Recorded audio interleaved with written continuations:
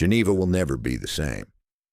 In a gilded hall built for power where global titans murmured polite lies under crystal chandeliers, a 35-year-old soldier from Burkina Faso did the unthinkable. He stared Donald Trump dead in the eye and dismantled decades of silence. Ibrahim Traoré, President, Pan-Africanist rebel. With the truth didn't come to network. He came to ignite. What followed wasn't a speech, it was a political detonation. The world, mid-sip of champagne and cliché, was caught off guard. This wasn't about aid. This was Africa first, raw and unapologetic. And in the eye of the storm, a boy named Malik, dusty, feet plastic water, jug a dream too heavy for a continent robbed of breath. If you thought Africa was silent, think again. Because today in Geneva, Africa stood up not with rage, but with history in its bones and the microphone in its hand. He didn't raise his voice. He didn't need to. When Ibrahim Traoré, the young president of Burkina Faso, stood up in that marbled chamber in Geneva, the room stopped breathing. What began as a carefully choreographed global leadership summit, the kind where deals are whispered in back rooms while platitudes echo on stage, quickly transformed into a reckoning none had prepared for. It was supposed to be routine, but nothing was routine about what happened next. The moment Donald Trump, with his signature bravado, dismissed Africa as chaos and corruption, most world leaders did what they've always done, looked away. A few chuckled nervously, others shifted in their seats, unsure whether to confront or conform. But from the shadows of obscurity stepped a voice no one expected, clear, calm, and unshakably defiant. With all due respect, Mr. Trump, Traoré said, "You have no idea what Africa truly is." There it was, a rupture in the facade, a crack in the polished ceiling. Traoré, clad not in a tailored suit but in military uniform, stood alone but unafraid. The flag of Burkina Faso gleamed on his chest, and the weight of a continent pulsed through his veins. He wasn't reading a script. He was reading history aloud, and aloud, enough for the world to finally hear it. This wasn't just a rebuttal. It was a revolution in rhetoric. No spin, no soft diplomacy. Just truth, raw and reverberating.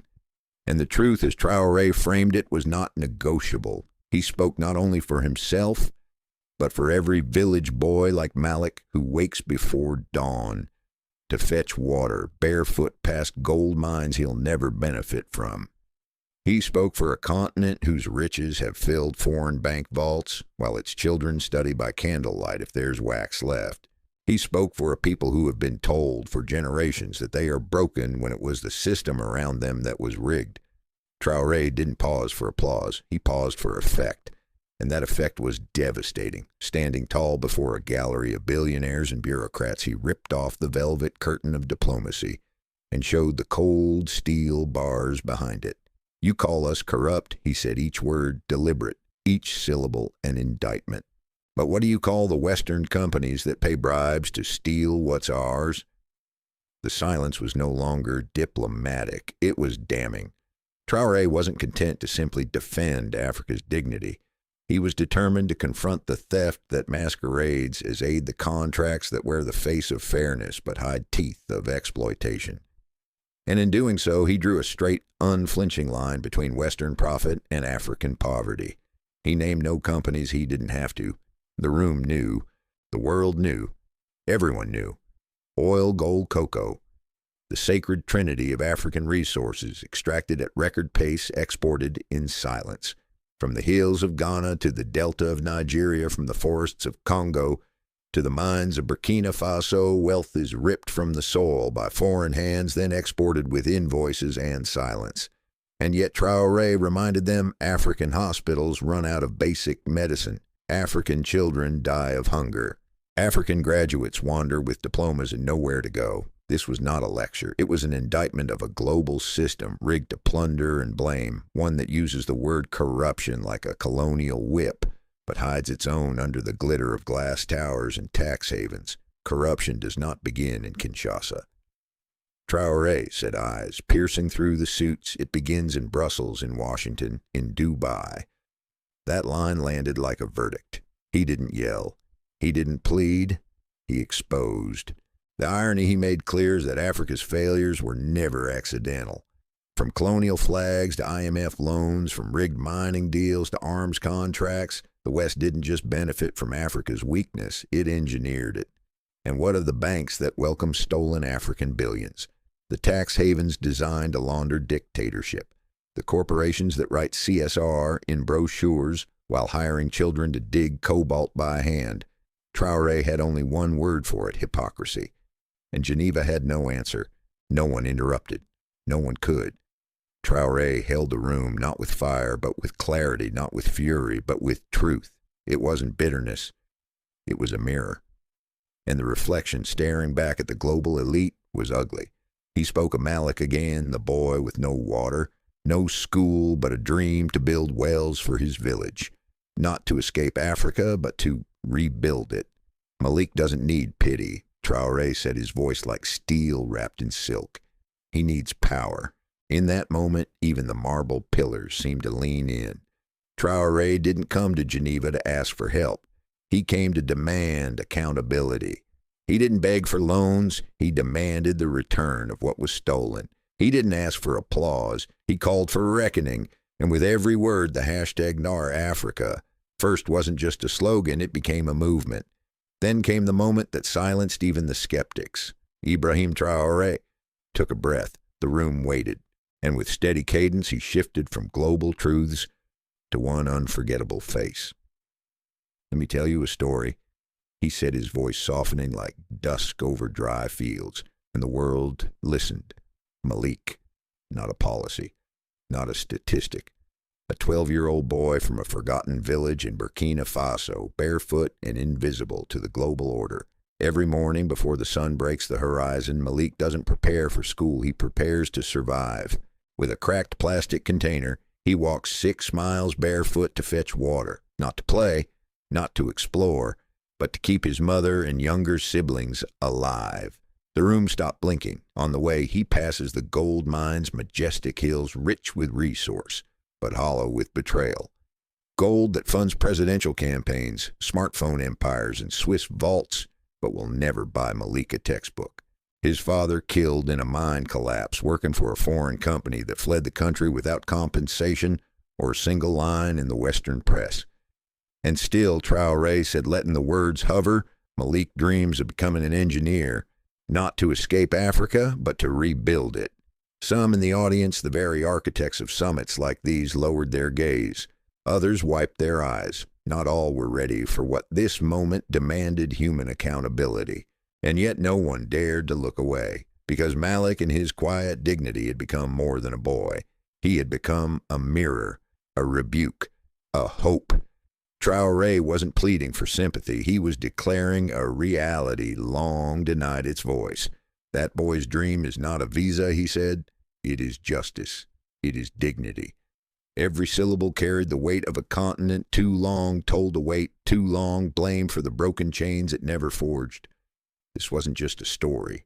It was a reckoning wrapped in a child's footsteps. What happened next, no media strategist could have predicted. The summit, until then, insulated by gold leaf ceilings and diplomatic protocol, became the epicenter of a global awakening. Within minutes, the clip of Traoré speaking Malik's name went viral. First in Nairobi, then Lagos, then Dakar, and by the time night fell in Geneva, it had reached New York, London, Sao Paulo, and Jakarta. The hashtag Key Traoré speaks truth wasn't manufactured. It erupted. In Ghana, a political science class stopped mid-lecture to project the full speech onto a whiteboard. In Nigeria, a rapper dropped a freestyle track titled Stand First, sampling Traoré's final line as a rallying cry. In Kenya, a school teacher printed the transcript and handed it to her students. With one sentence, this is what leadership looks like. Overnight in Senegal, a mural appeared. It showed Traoré standing tall, flanked not by soldiers, but by children holding books, tools, and dreams, not guns. The sky above them carried a single phrase in blood-red paint. Oh, not waiting, rising. And this time, the West couldn't look away. International headlines that had once ignored Burkina Faso now bore its name in boldface. Africa's young lion roars in Geneva, declared Le Monde. Traoré versus Trump and the world listens, wrote The Times. Formerly silent influencers, editors, academics. Now they quoted him, dissected him, shared clips with captions like the speech of a generation. Even Donald Trump, usually unshakable in the media storm, refused to comment. Perhaps for the first time, the room didn't orbit him. The center had shifted. And back home, it wasn't celebration. It was resurgence. In the heart of Ouagadougou, crowds flooded the streets. Flags waved, murals were painted, and children reenacted Malik's walk on school stages. Local radio played sound bites of the speech between songs. Elders spoke Traoré's name with reverence. Youth carried it like a torch. One father said on a live broadcast, "He didn't just speak for us. He spoke as us." But perhaps the most powerful transformation was not emotional, it was political. Within 7 days, Traoré launched Africa First, not as a phrase, but as an initiative. Its objectives, ruthlessly clear: keep African resources in African hands, tear up exploitative contracts, audit foreign companies, pursue offshore corruption, fund youth programs, engineers, and scholarships for the next Maliks. And the continent answered. Ghana sent a delegation. Tanzania voiced support. Even Nigeria, rich but riddled with oil concessions, asked to join. "We are not poor," said one East African leader at a regional summit. "We are rich nations with stolen futures. It's time we take them back." And at the center of it all was Ibrahim Traoré, once called naive, now branded visionary. To some, even more. He's not powerful because he shouts a woman in Dakar, tweeted. He's powerful because he protects. And protect he did, not just borders, not just policy, but the right of Africa to breathe, to speak, to rise without asking for permission. The applause had barely faded in Geneva, and yet Ibrahim Traoré was already on the move. For many leaders, a standing ovation marks the end of the performance. For Traoré, it was merely the overture. He didn't linger on interviews. He didn't tour studios or polish his reputation. He went home. To the dust, the desks, the broken systems where true leadership isn't captured by camera flashes, but carved into policy. And what followed, no one could call symbolic. Within days, the Africa First initiative was no longer a phrase etched onto placards. It was drafted into law. Traoré signed mining reforms that prioritized local ownership, banned exploitative royalties, and forced full transparency from foreign firms. Overnight, a dozen multinational contracts were frozen for review. Overnight, Geneva's chandeliered boardrooms went silent. The same man who had once shocked the West in a speech was now challenging it on paper. And he didn't stop there. His anti-corruption law passed through Parliament. With record-speed stripped immunity from officials, froze offshore accounts, and demanded full financial disclosures from cabinet ministers that included himself. Even his closest allies were investigated. One was arrested. Traoré made no statement. He didn't have to. The message was clear. Africa First begins at home. He launched national startup incubators, engineering scholarships, and agritech grants to empower the very youth he had evoked young Maliks across the Sahel. For the first time, rural students were funded to build solar wells and roads, not for corporations, but for their own villages. And it didn't stop at the borders of Burkina Faso. From Ethiopia to Senegal, leaders who once whispered in frustration about Western control now began to speak publicly. Some quoted Traoré. Some rewrote their contracts. All were listening. The change wasn't only structural, it was cultural, mental, continental. What made this moment different wasn't just the policies, it was the belief that Africa did not need to imitate, did not need to beg, did not need to apologize for wanting what was always hers. It was no longer a debate, it was a declaration. But through it all, Ibrahim Traoré never claimed to be a savior. "I cannot fix Africa," he said in a later address. "No single leader can, but I can light the torch and hand it to you." And they took it. In classrooms, in markets, in town halls, across fields and alleyways in capital cities, people stopped waiting. They started organizing, questioning, building. For the first time in decades, African civil society wasn't simply reacting, it was leading. Malik, the boy who fetched water in the dark, became a national symbol, not a poverty, but a possibility. His image not in pain, but in pride, wearing a white shirt, and holding a blueprint appeared on stamps on school walls on the cover of the National Youth Charter. His story was no longer anecdotal. He was foundational. And as for Traoré, he had entered Geneva as a man in uniform. He left it a continent's conscience. Even critics admitted this was not performative populism. This was the politics of reckoning a style forged not in campaign slogans, but in generational grief.